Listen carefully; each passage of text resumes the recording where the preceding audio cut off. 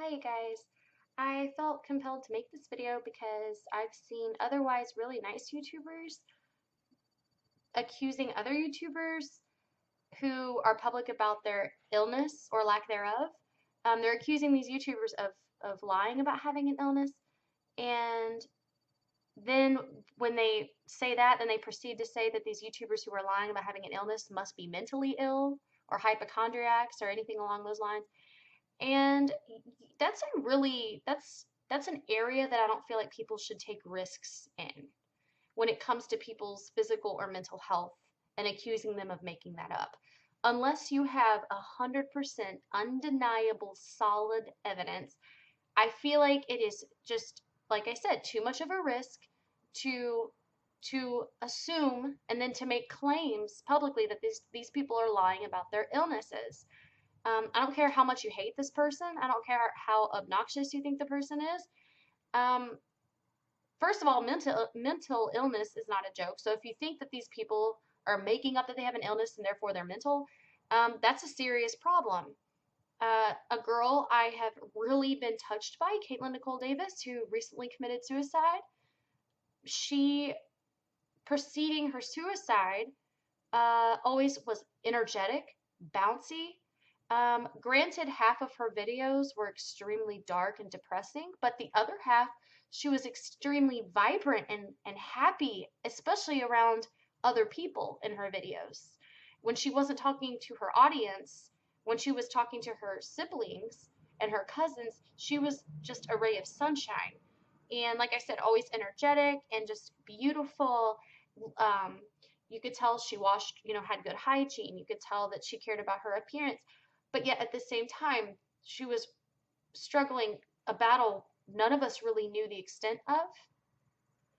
And people back then would even go as far as to say that she was just seeking attention with her depressing words. So I feel like it's really important to always consider that possibility. Joy Sparkle BS is being accused of faking her illness, and you know what? Maybe she is. I don't know. I don't know her personally, and she doesn't expect us to 100% believe her either. So, but at the same time, just because she's energetic and bouncy and uploading, I don't care if she's uploading 20 videos a day. Um, I don't care. That does not automatically eliminate the possibility of her being depressed or having physical ailments. We don't know. Uh, the ability to record a video and upload it is not like you can still do that and be sick. And sickness is a spectrum. Just because your level of sickness may be a 10 doesn't mean that her level, which could be a 4, is just in that doesn't make it excusable. I mean, it's still something that could handicap your life. And let's pretend like she and others really are hypochondriacs, or maybe they're just uh, maybe they don't even realize they're hypochondriacs. Maybe they really do, like, are mind over matter. The mind's pretty powerful. Maybe they really do believe they have these pains that they're having. Or maybe they actually are causing pains, because if you think about something enough, you might cause it. It'll manifest physically. If that's the case, and, that would be a mental problem, why make fun of these people? Why make fun of that? Feelings and thoughts come and go, and a lot of times they are out of our control. Unless we're sitting there and we're self-assessing 24/7 and the mindful thinking, unless we're practicing that at all times, feelings are pretty natural, and I think it's cruel to make fun of somebody unless their feelings are actually causing harm. Like if they're like terroristic and their feelings are making them want to exterminate people. But if it's causing them, or if they're like pathologically lying, things like that, like I said, causing harm.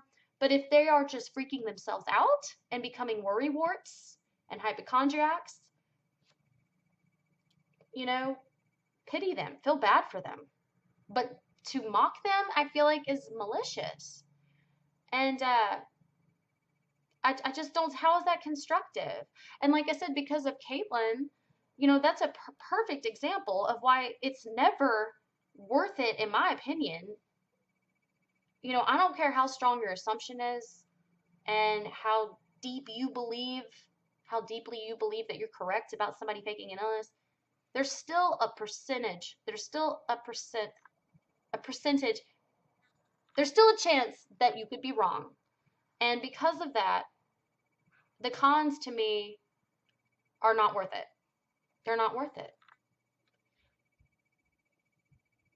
If people had not paid so much attention to Caitlyn being happy, and they would have paid more attention to when she was rocking back and forth and shaking and crying, barely able to compose herself, then there's a chance that somebody might have actually looked her in the eyes and made her feel understood and adequate and accepted and all kinds of stuff. You can't just look at somebody and be like, they wash their hair, they're beautiful. I get comments all the time from people on my videos saying that just because I'm pretty, that doesn't make me, that I shouldn't feel entitled to be able to just ramble, and that it's obvious my whole life because I'm pretty that I'm used to being able to just ramble and say what. The really ironic thing about that is that I didn't even go past the 7th grade because of the severe bullying I endured. I'm talking, I had psoriasis, thick plaque psoriasis all over my scalp, my face, my head, my elbows, my back. There was no hiding it. And I even had teachers bullying me and asking me in front of the whole class, "Are you turning into an alien?" I experienced that on a daily basis, and it was so severe. It was so bad. And I never felt pretty until I got with my husband about 6 years ago. And my teeth even, I mean, it takes a lot for me to upload on here. Like, I have to make sure I have a lamp in front of me because I'm insecure about my lines and my gap teeth. And I already know I'm going to get comments about everything about my appearance, from you look like a clown because of the makeup. And then if I don't wear makeup, I'm told I'm hideous. And then I mean, you can't win in the world of YouTube or pretty much any public platform. And I get that. That's fine. But when people assume that, just like with Caitlyn, oh, well, she's beautiful and bouncy and vibrant and energetic and she does her makeup and she gets on camera every day. I mean, look how many videos Caitlyn was uploading preceding her suicide. My God. That obviously that does not equate lack of physical or mental illness. So that needs to really just be dropped. And, Onision, I know he gets on a lot of people's nerves, and you don't have to like him, but the same applies to him. When he talks about how he's been suicidal, if you really look back at his mental health all over the years, and you look at his home life, his dad, the experiences he's had with his father, I don't think he's lying about that. That's my opinion, and again, I could be wrong, but I'm not going to take the chance. And just because he has a huge audience and uploads videos and has money, and look at celebrities who commit suicide left and right. That should be enough proof for you that money and fame and a happy face does not equal anything when it comes to what's going on in here or here or here. It doesn't. In fact, a lot of times it can make things worse because it's like major mind effing when you start getting that level of attention, because then your expectations change for yourself and from others, and you start to you get used to that sort of flattery and attention, and so you almost kind of rely on it to be happy, and it really is a sick kind of way to live, and you don't realize it because it's kind of out of your control as it's happening. But yeah, I mean, just play it safe when it comes to discussing people's mental and physical health. Play it safe. Uploading videos, looking nice and vibrant and bouncy, talking really, really fast it is not indicative of anything. Look at the patterns that happen to people who commit suicide or die of cancer. I had a friend named Kraus from when I was 19 years old. I actually met him online, and he actually had, I'm not going to say the kind of cancer he had because he was embarrassed about it, but he had a certain kind of cancer. And let's just say a lot of people were saying he was making it up for money and views and attention. And this was even before YouTube was really what it is now in terms of all that goes, the monetary profit. And next thing you know, it was like 2 weeks later, and my friend Holly, if you're watching this, you're going to know what I'm talking about. 2 weeks later, he dies from the cancer. And it was, he was always so bubbly and helpful and nice and sweet, and people just wanted to seek things that weren't there with him. And it was just really sad.